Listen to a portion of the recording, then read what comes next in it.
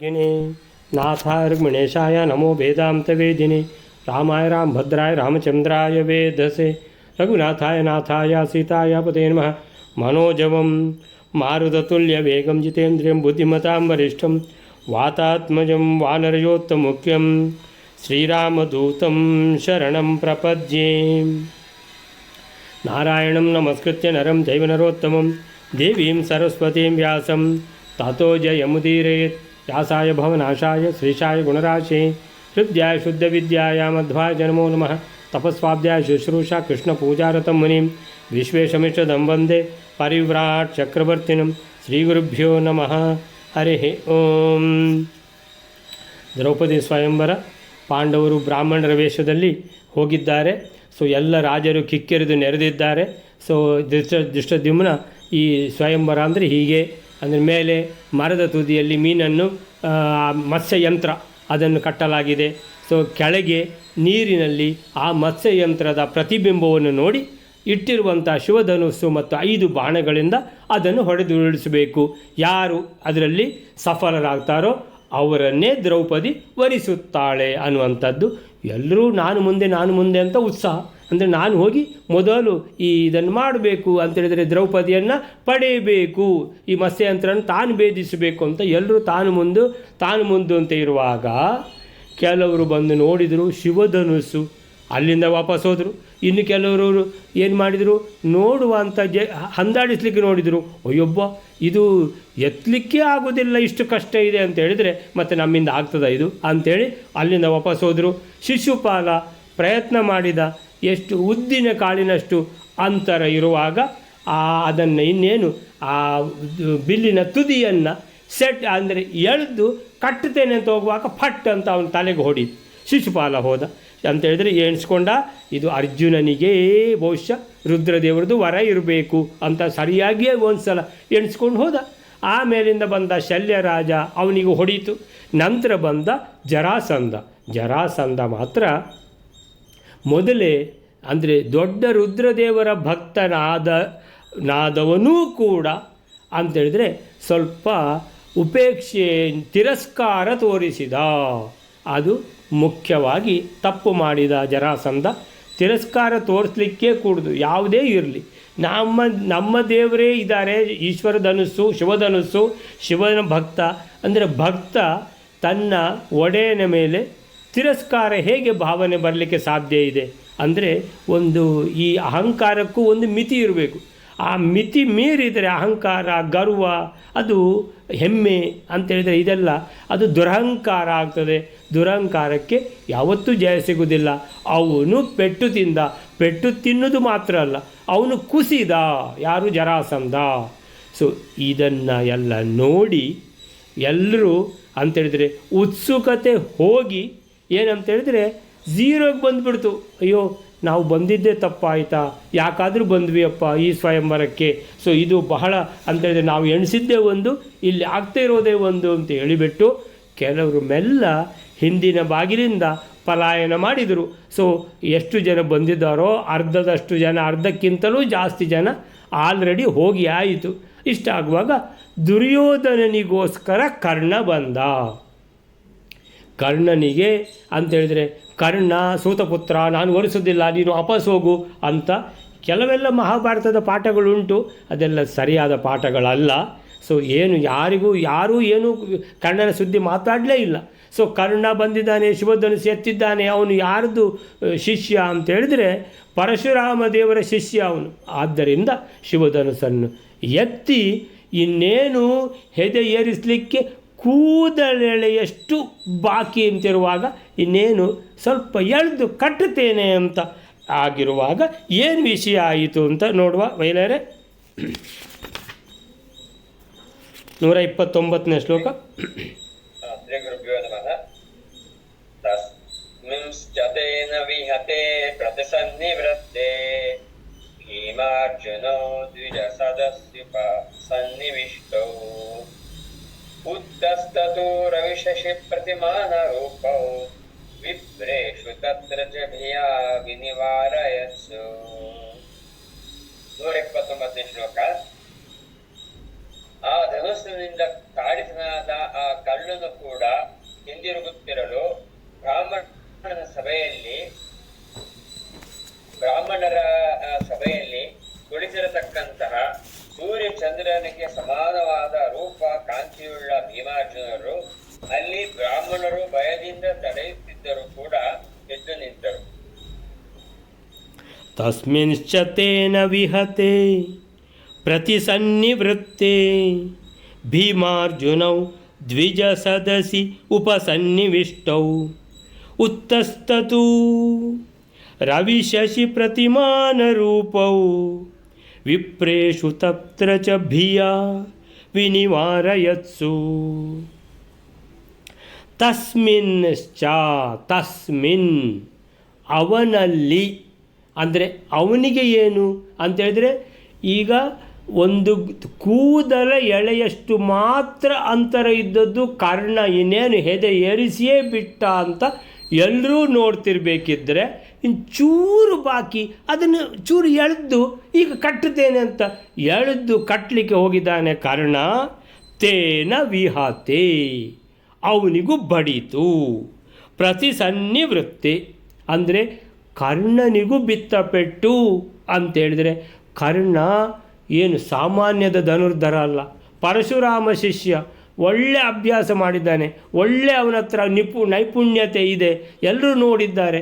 ಇನ್ನೇನು ಕೂದಲೆಷ್ಟು ಬಾಕಿ ಕರ್ಣ ಕಟ್ಟಿಯೇ ಬಿಟ್ಟ, ಹೆದೆ ಏರಿಸಿಯೇ ಬಿಟ್ಟ ಅಂತ ಎಲ್ಲರೂ ಕುತೂಹಲದಿಂದ ಇವನು ಏನು ಆಯ್ತು, ಈಗ ಇವನು ದ್ರೌಪದಿಯನ್ನು ಪಡಿತಾನೆ ಅಂತ ಎಣಿಸ್ಕೊಂಡ್ರೆ ಅವನು ಎಳೆದು ಕಟ್ಟಲಿಕ್ಕೆ ಪ್ರಯತ್ನ ಮಾಡಿದ್ದಾನೆ, ಎಳೆದಿದ್ದಾನಷ್ಟೇ, ಪಟ್ಟ ಅಂತ ಅವನು ಇದಕ್ಕೆ ಹೊಡೆದಿದೆ.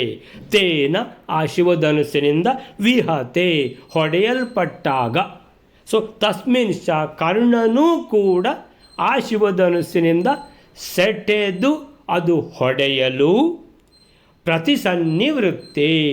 ಸನ್ನಿವೃತ್ತೆ ಅಂದರೆ ಕರ್ಣನು ಕೂಡ ನನ್ನಿಂದಲೂ ಆಗಲಿಲ್ವಾ, ವಾಪಸ್ ಹೋಗಿದ್ದಾನೆ. ಪ್ರತಿಸತ್ ಅಥವಾ ಪ್ರತಿಸನ್ ನಿವೃತ್ತೆ.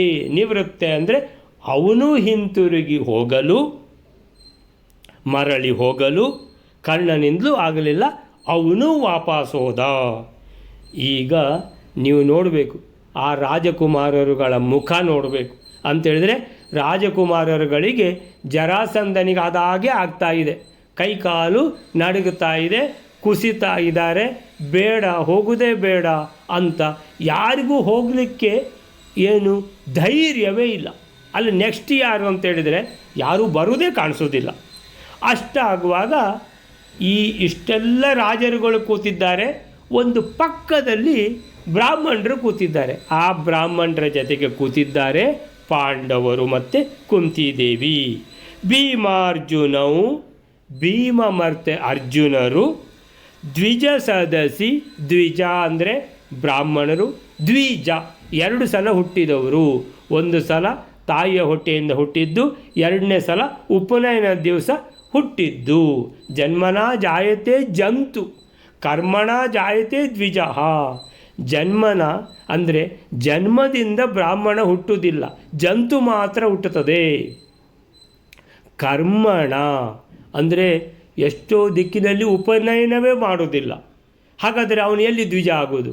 ಆಮೇಲೆ ಕರ್ಮಣ ಜಾಯತೆ, ಅವನು ಉಪನಯನ ಆದಮೇಲೆ ಅವನು ಸಂಧ್ಯಾ ವಂದನೆ ಮಾಡಿ ವಿಷ್ಣು ಸಹಸ್ರನಾಮ ಆದಿಗಳನ್ನು ಪಾರಾಯಣ ಮಾಡಿದರೆ, ಕೃಷ್ಣಾಷ್ಟೋತ್ತರ, ವೆಂಕಟೇಶ ಅಷ್ಟೋತ್ತರ, ಯಾವುದೆಲ್ಲ ಸಣ್ಣ ಸಣ್ಣದೆಲ್ಲ ಸ್ತೋತ್ರಗಳು ಯಾವುದೆಲ್ಲ ಇದೆಯೋ, ಪುರುಷ ಸೂಕ್ತ, ಸ್ತ್ರೀ ಸೂಕ್ತ ಅಂದರೆ ಒಂದು ಸಣ್ಣ ರೀತಿಯಲ್ಲಿ ಎಲ್ಲ ಅಂತೇಳಿದರೆ, ಆವಾಗ ಎಳೆ ವಯಸ್ಸಿನಲ್ಲಿ ಒಂದು 8 ವರ್ಷ 9 ವರ್ಷಕ್ಕೆಲ್ಲ ಉಪನಯನ ಆದ ಮಕ್ಕಳಿಗೆ 1-2 ಸಲ ಓದಿದರೆ ಸಾಕು, ಬಾಯಿಪಾಠ ಬಂದಾಯ್ತದು.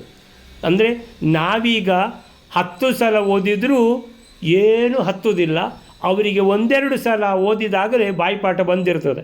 ಸೊ ಆದ್ದರಿಂದ ಏನು ಕಷ್ಟ ಇಲ್ಲದೇ ಎಷ್ಟೋ ಸ್ತೋತ್ರಗಳೆಲ್ಲ ಬಹ್ಯಾರ್ಟ್ ಬಂದಿರ್ತವೆ. ಸೊ ಹೀಗೆ ಕರ್ಮಣ ಜಾಯತೆ ದ್ವಿಜಃ, ಅವನು ಉಪನಯನದ ನಂತರ, ಉಪನಯನವೇ ಒಂದು ಕರ್ಮ, ಆಮೇಲಿಂದ ಉಪಕರ್ಮ ಅಂತ ಬರ್ತದೆ. ಉಪಕರ್ಮದಲ್ಲಿ ಸೊ ನೂತನ ವಟುಗಳಿಗೆ ಸೊ ಎಲ್ಲ ವಿಶೇಷವಾದ ಇದನ್ನು ಹೇಳಿದ್ದಾರೆ. ಸೊ ಈ ಉಪಕರ್ಮ, ಉಪನಯನ ಉಪಕರ್ಮಗಳಿಂದ ಆ ವಟುವು ಪ್ರತಿದಿನ ಮಾಡ್ತಾ ಇರುವಂಥ ಸ್ತೋತ್ರಗಳು, ಸಂಧ್ಯಾವಂದನಾದಿಗಳಿಂದ ಅವನು ಬ್ರಾಹ್ಮಣ ಅಂತ ಕರೆಸಿಕೊಳ್ಳೋದು, ಬ್ರಹ್ಮಚಾರಿ ಬ್ರಾಹ್ಮಣ. ಸೊ ಎರಡನೇ ಸಲ ಹುಟ್ಟುವುದು ಬಹಳ ಮುಖ್ಯ. ಸೂರ್ಯನ ಸಲ ಹುಟ್ಟುವಂಥದ್ರಲ್ಲಿ ಬ್ರಾಹ್ಮಣ ಅಂತಿರುವುದಿಲ್ಲ, ಅವ ಜಂತು ಅಷ್ಟೇ. ಸೊ ದ್ವಿಜ ಸದಸಿ, ಈ ಬ್ರಾಹ್ಮಣರ ಸದಸಿ ಸಭೆಯಲ್ಲಿ ಕೂತಿದ್ದಾರೆ. ಉಪಸನ್ನಿವಿಷ್ಟವು, ಸನ್ನಿವಿಷ್ಟ, ನಿವಿಷ್ಟ ಅಂತ ಹೇಳಿದರೆ ಇಡುವುದು. ಸೊ ಉಪಸನ್ನಿವಿಷ್ಟವು, ಸನ್ನಿವಿಷ್ಟವು ಅಂತ ಹೇಳಿದರೆ ಇಡಲ್ಪಟ್ಟಿದ್ದಾರೆ. ಅಂದರೆ ಇವರಿಗೆ ಬ್ರಾಹ್ಮಣರಿಗೆ ಎಲ್ಲಿ ಕೂತುಕೊಳ್ಳಿಕ್ಕೆ ಅಂತ ವ್ಯವಸ್ಥೆ ಇದೆ. ಸನ್ನಿವಿಷ್ಟು, ಚೆನ್ನಾಗಿ ಅವರನ್ನು ಉಪಚಾರ ಮಾಡಿ ಕೂರಿಸಿದ್ದಾರೆ ಸ್ವಯಂವರದಲ್ಲಿ. ಉಪಸನ್ನಿವಿಷ್ಟವು ಅಂತೇಳಿದರೆ ಅಲ್ಲೇ ಹತ್ತಿರದಲ್ಲೇ ಕೂತಿದ್ದಾರೆ. ರಾಜರುಗಳು ಎದುರುಗಡೆ ಕೂತರೆ ಪಕ್ಕದಲ್ಲಿ ಈ ಬ್ರಾಹ್ಮಣರು ಕೂತಿರಬೇಕು ಅಂತ ತಿಳ್ಕೊಬೋದು. ಈ ಭೀಮಾರ್ಜುನರು ದ್ವಿಜ ಸದಸಿ ಬ್ರಾಹ್ಮಣರಿಗೋಸ್ಕರ ಇರುವಂಥ ಸಭೆಯ ಭಾಗದಲ್ಲಿ, ಸದಸಿ ಅಂದರೆ ಸಭೆಯಲ್ಲಿ ಅಂತ. ಸೊ ಅಲ್ಲಿ ಉಪಸನ್ನಿವಿಷ್ಟವು ಕೂತಿದ್ದಾರೆ. ಕೂತಿದ್ದವರು, ಇಷ್ಟು ತನಕ ಕೂತಿದ್ದವರು ಉತ್ತಸ್ತತು, ಈಗ ಎದ್ರು. ಯಾರು? ಭೀಮಾರ್ಜುನವು ಉತ್ತಸ್ತತು. ಉತ್ತಸ್ತತು ಅಂದರೆ ಉತ್ತಿಷ್ಟತು ಅಂತ ಹೇಳೋದಿಲ್ವಾ, ಎದ್ರು ಅಂತ. ಸೊ ಉತ್ತಿಷ್ಟ ಗೋವಿಂದ, ಬೆಳಿಗ್ಗೆ 7 ಅಂತ ಹೇಳುವಂಥ ಪದ್ಯ. ಸೊ ರಂಗನಾಯಕ ರಾಜೀವಲೋಚನ. ಸೊ ಅದರಲ್ಲಿ ಏನು ಬರ್ತದೆ? ಉತ್ತಿಷ್ಟ, 7. ಎಲ್ಲರೂ ಕಾಯ್ತಾ ಇದ್ದಾರೆ, ಭಗವಂತ 7. ಸೊ ಉತ್ತಸ್ತತು ಅಂದರೆ ಎದ್ರು. ಅವರು ಎದ್ದದ್ದೇ ಎತ್ತದ್ದು. ಎಲ್ಲರೂ ಗಮನ ಅಂತೇಳಿದರೆ ರಾಜಕುಮಾರಗಳು ಅಷ್ಟು ಜನ ಇದ್ದಾರೆ. ಯಾರು ನೆಕ್ಸ್ಟ್ ಬರ್ತಾರೆ ಅಂತ ನೋಡಿದರೆ ಅವರೆಲ್ಲ ಮುಖ ಬಾಡಿ ಹೋಗಿ ಯಾರು ಏಳುವುದೇ ಇಲ್ಲ, ಕೂತು ಬಿಟ್ಟಿದ್ದಾರೆ. ಕೂತವರು ಕೂಡ ಮುಖ ಎತ್ತುತ್ತಾ ಇಲ್ಲ. ಯಾರು ಅಂತ, ಇನ್ನು ನೆಕ್ಸ್ಟ್ ಯಾರು ಅಂತ ಯಾರೂ ಬರುವ ಅಂದಾಜು ಕಾಣುವುದಿಲ್ಲ. ಆವಾಗ ಪಕ್ಕದಲ್ಲೇ ಕೂತಿದ್ದಾರೆ ಬ್ರಾಹ್ಮಣರ ಸಭೆಯಲ್ಲಿ ಯಾರು? ಪಾಂಡವರು. ಅವರಲ್ಲಿ ಭೀಮಾರ್ಜುನರು ಎದ್ದು ನಿಂತರು. ಉತ್ತಸ್ತತು. ಹೇಗೆ ಕಾಣಿಸ್ತಾರೆ? ಎಲ್ಲರ ಗಮನ ಈ ಭೀಮಾರ್ಜುನರ ಮೇಲೆ. ಹೇಗೆ ಕಾಣಿಸ್ತಾ ಇದ್ದಾರೆ ಅಂತ ಹೇಳಿದ್ರೆ, ರವಿ ಶಶಿ ಪ್ರತಿಮಾನ ರೂಪವು. ರವಿ ಅಂದರೆ ಸೂರ್ಯ, ಶಶಿ ಅಂದರೆ ಚಂದ್ರ. ಸೊ ಭೀಮಾರ್ಜುನರು ಸೂರ್ಯಚಂದ್ರರಂತೆ ಪ್ರತಿಮಾನ ರೂಪವು. ಸೂರ್ಯನೇ ಬಂದರೆ ಎಷ್ಟು ತೇಜಸ್ಸಿರ್ತಾನೆ, ಚಂದ್ರನೇ ಬಂದರೆ ಎಷ್ಟು ತೇಜಸ್ಸು, ಎಷ್ಟು ಪ್ರಕಾಶಮಾನವಾಗಿರ್ತಾರೆ. ಸೂರ್ಯಚಂದ್ರರಂತೆ ಪ್ರತಿಮಾನ ರೂಪವು. ಪ್ರತಿಮಾ ಅಂದರೆ ವಿಗ್ರಹ. ಸೊ ಸೂರ್ಯನ ವಿಗ್ರಹ ಅಂತ ಹೇಳಿದ್ರೆ ಪಳ ತೇಜಸ್ಸಿಂದ ಹೊಳಿತಾ ಇರ್ತದೆ. ಚಂದ್ರನ ವಿಗ್ರಹನೂ ಕೂಡ ಅಷ್ಟೇ. ಸೊ ಹೀಗೆ ಸೂರ್ಯಚಂದ್ರರಂತೆ ಪ್ರಕಾಶಿಸುತ್ತಿದ್ದ ಅಂತ ಅರ್ಥ. ಪ್ರತಿಮಾನ ರೂಪವು. ಸೂರ್ಯಚಂದ್ರರದ್ದೇ ಇನ್ನೊಂದು ರೂಪ ಇದ್ದರೆ ಹೇಗೆ ಕಾಣಿಸ್ತಿತ್ತೋ ಆ ರೀತಿಯಲ್ಲಿ ಕಾಣಿಸ್ತಾ ಇದ್ದಾರೆ ಭೀಮ ಮತ್ತು ಅರ್ಜುನರು. ಆಗ ಪಕ್ಕದಲ್ಲೆಲ್ಲ ಕೂತಿದ್ದಾರಲ್ಲ ಬ್ರಾಹ್ಮಣರು, ಇದು ಬ್ರಾಹ್ಮಣರ ಸಭೆಯಲ್ಲಿ ಕೂತಿರುವಂತಹ ಪಾಂಡವರಲ್ಲಿ ಭೀಮಾರ್ಜುನರು ಎದ್ದು ನಿಂತರು. ಎಂಥ ಅದ್ಭುತ ತೇಜಸ್ಸು, ಎಲ್ಲರ ಗಮನ ಇವರ ಮೇಲೆ ಹೋಗಿದೆ. ಆಗ ಇವರ ಪಕ್ಕದಲ್ಲಿ ಇವರನ್ನು ಕರ್ಕೊಂಡು ಹೋದವರು, ಊಟ ಉಂಟು, ಒಳ್ಳೆ ಔತಣ ಇದೆ, ದ್ರುಪದ ರಾಜನ ಮಗಳಿಗೆ ಸ್ವಯಂವರ ಮದುವೆ, ಚೆನ್ನಾಗಿದೆ ಔತಣ, ಬನ್ನಿ ನೀವು ಸಹ ಬನ್ನಿ ಅಂತ ಕರ್ಕೊಂಡು ಹೋಗಿದ್ದಾರೆ, ಚೆನ್ನಾಗಿ ಊಟ ಮಾಡುವ ಅಂತ. ಆ ಕರ್ಕೊಂಡು ಹೋದವರು ಸೊ ಎಣಿಸ್ತಾರೆ, ಅಯ್ಯೋ ನಾವು ಬಂದದ್ದು ಊಟಕ್ಕೆ, ಇವರೇನು ಎದ್ದು ನಿಂತರು ಅಂತ. ಊಟ ಆಗಿದಲ್ಲ, ಈಗ ಎದ್ದು ನಿಂತದ್ದು ಯಾಕೆ ಅಂತ. ಅಷ್ಟಾಗುವಾಗ ಏನದು? ವಿಪ್ರೇಶು, ಬ್ರಾಹ್ಮಣರಲ್ಲಿ, ತತ್ರ ಚ ಭಯ ಆಗೋಯ್ತು ಅವರಿಗೆ.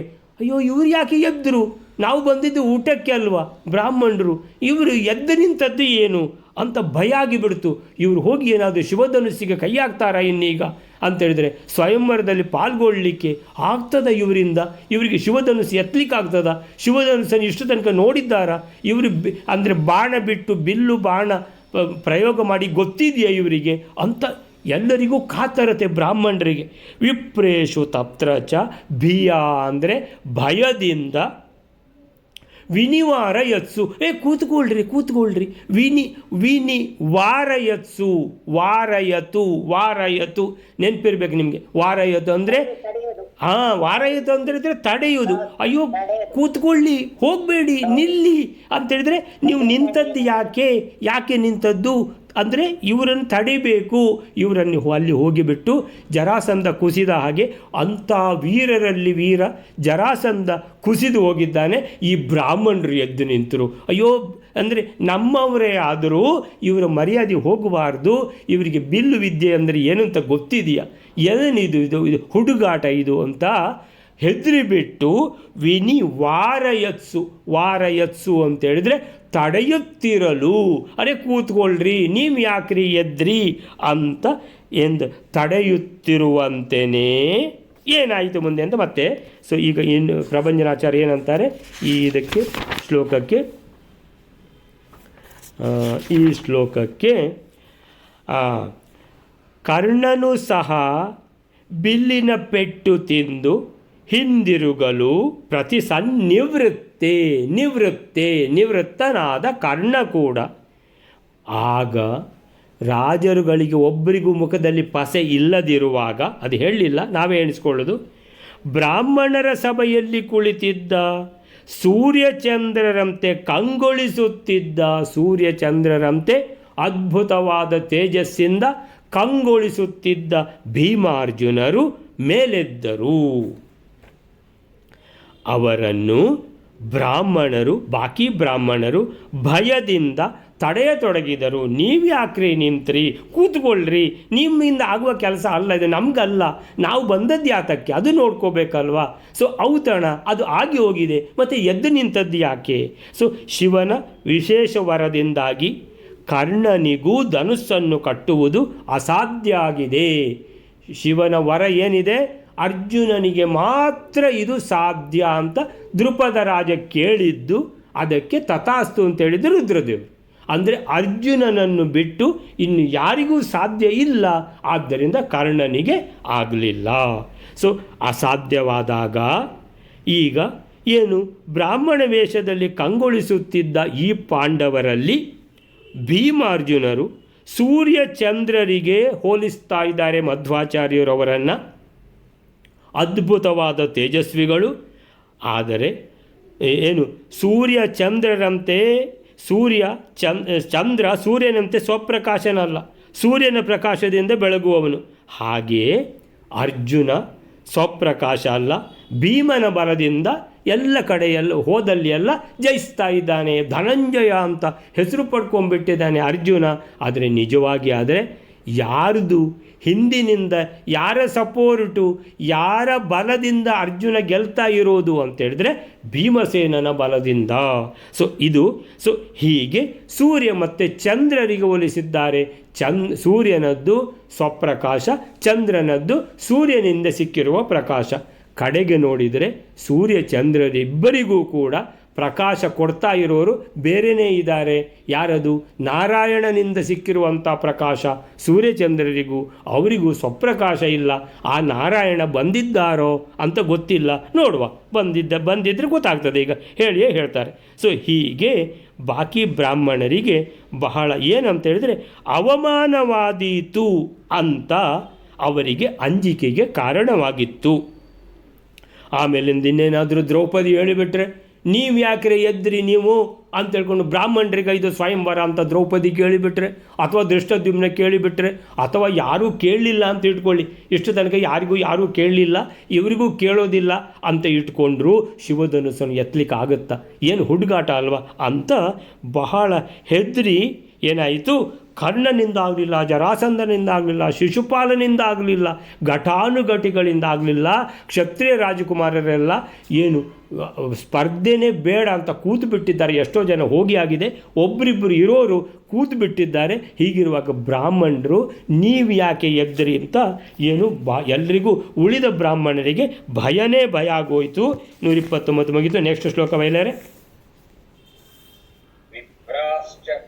केचिदतियुक्तामिमौ च वीरौ देवोपमाविद्यवचो जगदुस्ततस्तौ दृष्ट्वैव कृष्ण ಮುಖ ಪಂಕಜಮಾಶು ಚಾಪ ಸಾನ್ನಿಧ್ಯಮಾಯ ಯತುರುತ್ತಮ ವೀರ್ಯ ಸಾರವು. 130ನೇ ಶ್ಲೋಕ. ಕೆಲವು ಬ್ರಾಹ್ಮಣರು ಈ ಭೀಮಾರ್ಜುನರು ಪರಾಕ್ರಮಿಗಳು, ದೇವತೆಗಳಿಗೆ ಸದೃಶರಾದವರು ಆದ ಕಾರಣ ಅತಿ ಯುಕ್ತವು ಎಂಬ ಮಾತನ್ನು ಆಡಿದರು. ಅನಂತರದಲ್ಲಿ ಉತ್ತಮವಾದ ವೀರಬಲವುಳ್ಳ ಆ ಭೀಮಾರ್ಜುನರು ಕೃಷ್ಣನ ಮುಖ ಕಮಲವನ್ನು ನೋಡಿಕೊಂಡೇ, ಅಂದರೆ ಅವನ ಸಮ್ಮತಿಯಿಂದ ಬೇಗನೆ ಧನುಸ್ಸಿನ ಸಮೀಪಕ್ಕೆ ಹೋಗುತ್ತಾರೆ. ವಿಪ್ರಾಶ್ಚ ಕೇಚಿತ್ ಕೆಲಸ ಉಂಟು.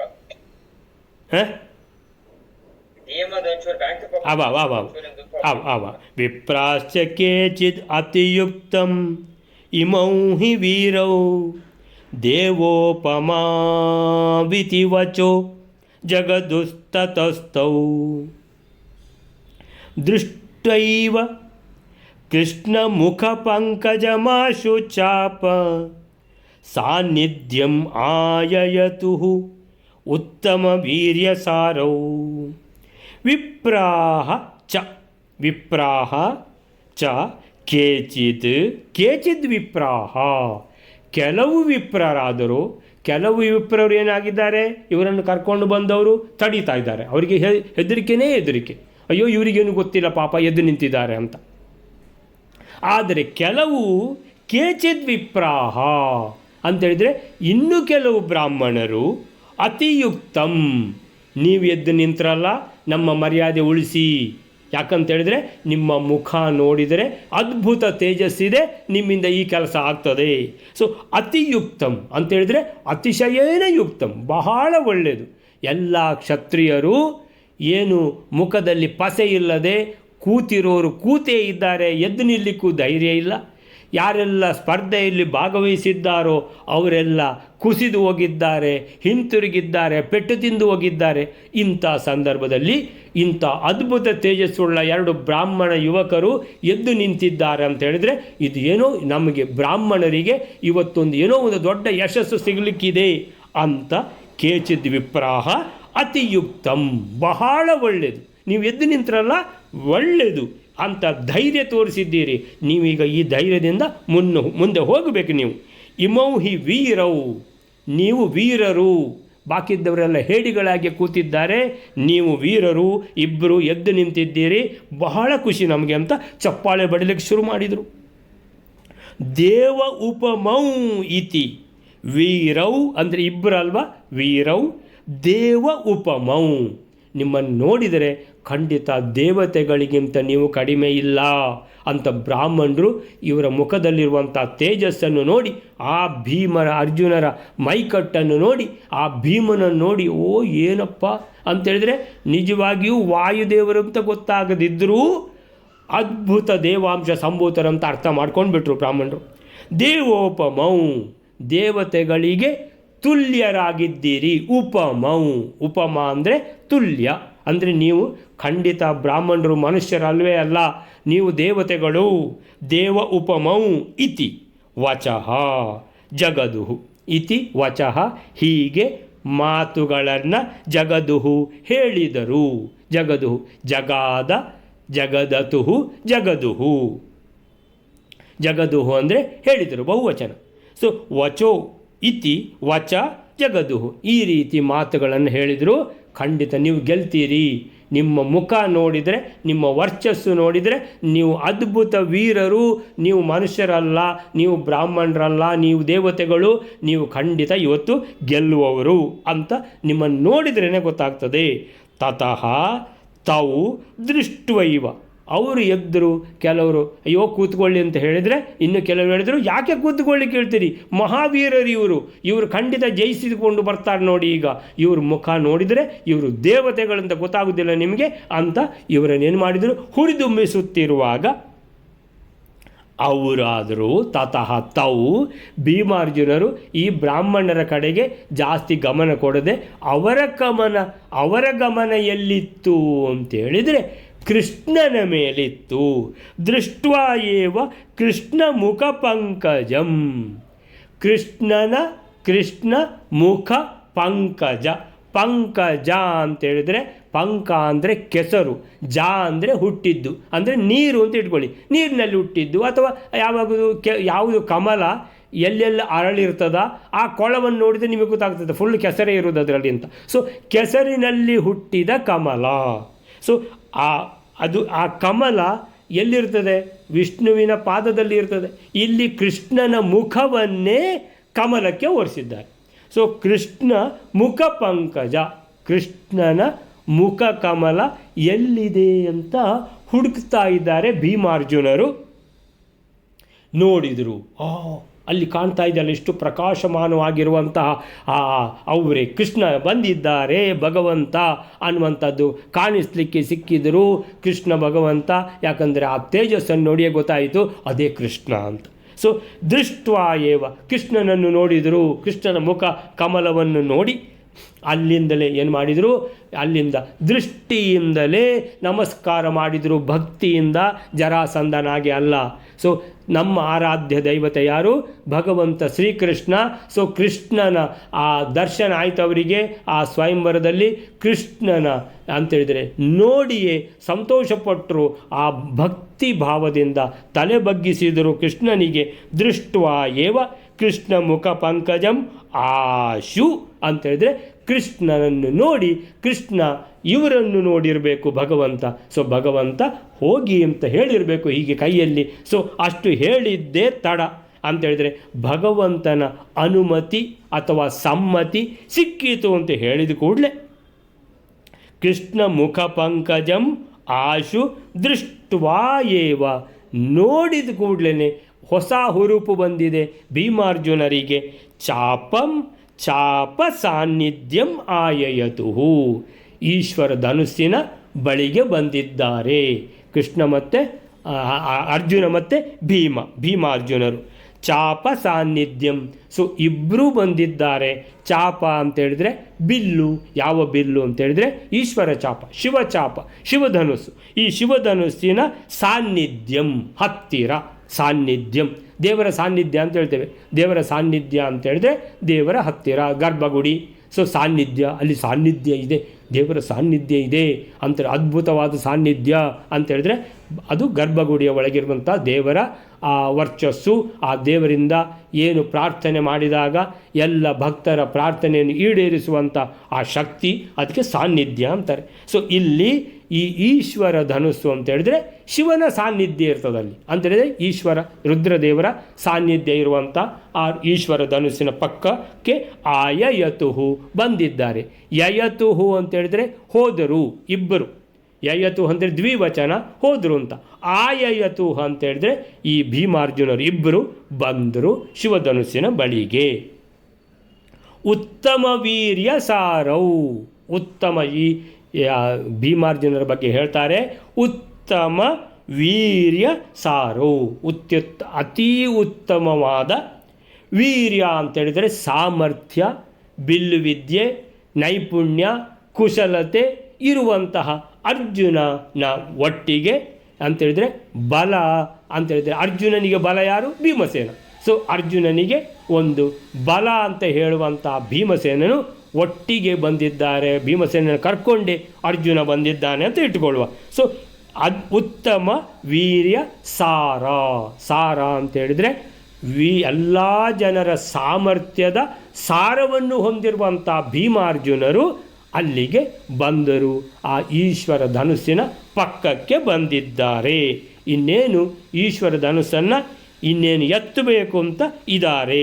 130ನೇ ಶ್ಲೋಕಕ್ಕೆ ಏನು ಹೇಳ್ತಾರೆ ಅಂತೇಳಿದರೆ ಪ್ರಭಂಜನಾಚಾರ್ಯರು, ಕೆಲವು ಬ್ರಾಹ್ಮಣರು ಇವರನ್ನು ತಡೆದಿದ್ದಾರೆ. ಆದರೆ ಇನ್ನು ಕೆಲವು ಬ್ರಾಹ್ಮಣರು ಇದು ಅತ್ಯಂತ ಅತಿಶಯದಿಂದ ಯುಕ್ತವಾಗಿದೆ, ಬಹಳ ಒಳ್ಳೆಯದಾಯಿತು. ನೋಡಿ ಅಲ್ಲಿ ಅವರೆಲ್ಲ ಕ್ಷತ್ರಿಯರ, ಅವರೆಲ್ಲ ಈಗ ಬಾಕಿ ಕ್ಷತ್ರಿಯರೆಲ್ಲ ರಾಜರೆಲ್ಲ ಬಹಳ ಪ್ರಯತ್ನ ಮಾಡಿದರು. ಅವ್ರದ್ದೇನು ಸಂಗತಿ ಆಯಿತು? ಹೊಡೆಸ್ಕೊಂಡು ಹೋದರು, ಬಿದ್ದರು. ಜರಾಸಂಧ ಬಿದ್ದ. ಆಮೇಲೆ ಅಲ್ಲಿ ನೋಡಿ ಆ ರಾಜರುಗಳೆಲ್ಲ ಹೇಗೆ ಕೂತಿದ್ದಾರೆ, ರಾಜಕುಮಾರಗಳು ಒಬ್ಬರ ಮುಖದಲ್ಲಿ ಅದರ ಪಸೆ ಇದೆಯಾ? ಸೊ ಎದ್ದು ನಿಂತಿದ್ದಾರಾ? ಅವರಿಗೆ ಹೋಗ್ಲಿಕ್ಕೆ ಧೈರ್ಯ ಉಂಟಾ?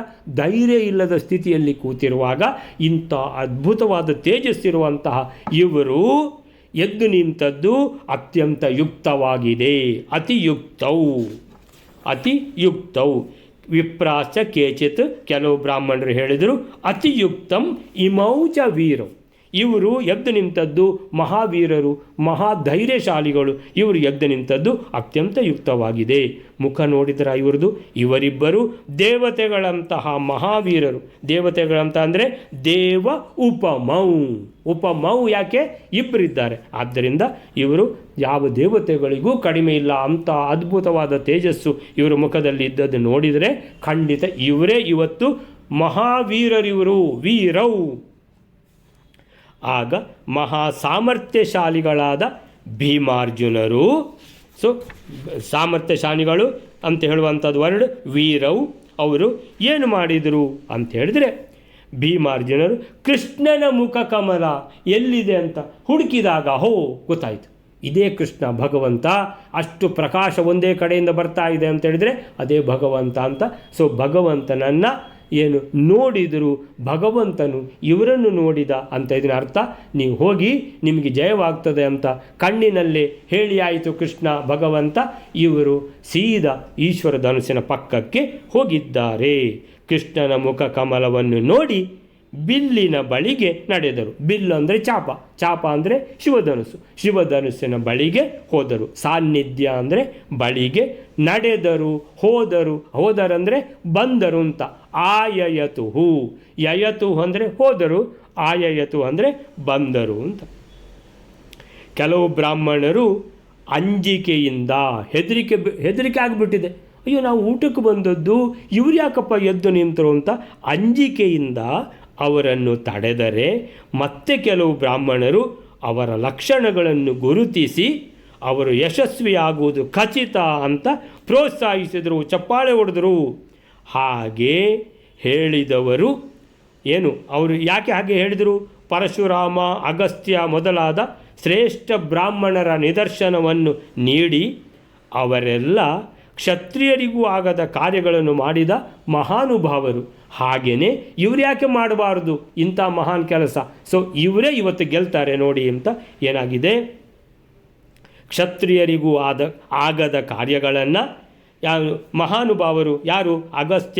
ಅಗಸ್ತ್ಯ ಮುನಿಗಳು, ಪರಶುರಾಮ ಆಚಾರ್ಯರು ಮಾಡಿ ತೋರಿಸಿದ್ದಾರೆ ಅಂತ ಹೇಳಿದರೆ, ಕ್ಷತ್ರಿಯರಿಗೆ ಆಗದ್ದು ಬ್ರಾಹ್ಮಣರಿಂದ ಎಲ್ಲಿ ಆಗತ್ತೆ ಅನ್ನುವಂಥ ಶಂಕೆ ಬೇಕಿಲ್ಲ ಎಂದು ಇವರನ್ನು ಹುರಿದುಂಬಿಸಿದರು ಅಂತ. ಸೊ ಹೀಗೆ ಅವರಿಬ್ಬರು ಭೀಮಾರ್ಜುನರು ಬಿಲ್ಲಿನ ಬಳಿ ತೆರಳುವ ಮುನ್ನ ಶ್ರೀಕೃಷ್ಣನ ಮುಖ ಕಮಲವನ್ನು ನೋಡಿದ್ದು ಅವನ ಆಜ್ಞೆಯನ್ನು ಪಡೆಯಲೆಂದು ಎಂದು ತಿಳಿಯಬೇಕು. ಸೊ ಭಗವಂತನ ಸಮ್ಮತಿ, ಅನುಮತಿ, ಆಜ್ಞೆ ಪಡ್ಕೊಂಡೆ ಅಂತೇಳಿದರೆ ವಿನಯಪೂರ್ವಕವಾಗಿ ಭಕ್ತಿ ಅಂದರೆ ಇದು. ಭಕ್ತಿ ಅಂತೇಳಿದರೆ ಭಗವಂತ ನಾವು ಹೋಗ್ಬೋದಾ, ಭಗವಂತ ಅಲ್ಲೇ ಕಣ್ಸನ್ನೆ ಮಾಡಿದ, ಹೋಗಿ ಮುಂದೆ, ಸೊ ನಿಮಗೆ ಜಯವಾಗಲಿ ಅಂತ. ಸೊ ಆ ರೀತಿ ಅನುಮತಿ ಪಡೆದು ಹೋಗುವಂಥದ್ದು ಜರಾಸಂಧನಾಗೆ ತಿರಸ್ಕಾರ ಮಾಡುವಂಥದ್ದಲ್ಲ ಅನ್ನುವಂಥದ್ದು ಅಲ್ಲೇ ಗೊತ್ತಾಗ್ತದೆ ಯಾರ ಲಕ್ಷಣ ಹೇಗೆ ಅಂತ. ಹೀಗೆ ಶ್ರೀಕೃಷ್ಣನ ಮುಖ ಕಮಲದ ದರ್ಶನ ಮಂಗಳಕರ ಅಂತೇಳಿದರೆ ಆ ದರ್ಶನವೇ ನಿಮಗೆ ಏನು ನೀವು ಇವತ್ತು ಗೆಲ್ತೀರಿ ಅನ್ನುವಂಥದ್ದನ್ನು ಖಂಡಿತ ತೋರಿಸ್ತದೆ ಅಂತ ಈ ರೀತಿ ಸೂಚಿಸಿದ್ದಾರೆ ಅಂತ ತಿಳಿಯಬಹುದು. ಅಲ್ಲಿಗೆ ಇವತ್ತಿನ ಇದನ್ನು ಮುಗಿಸಿಕೊಳ್ಳೋಣ. ಸೊ ಹೇಗೆ ಅರ್ಜುನ ಒಂದು ಮುಂದೆ ಕಾರ್ಯ ಸಾಗ್ತದೆ ಅಂತ ನಾಳೆ ನೋಡುವ. ಶ್ರೀಕೃಷ್ಣ ಅರ್ಪಣ.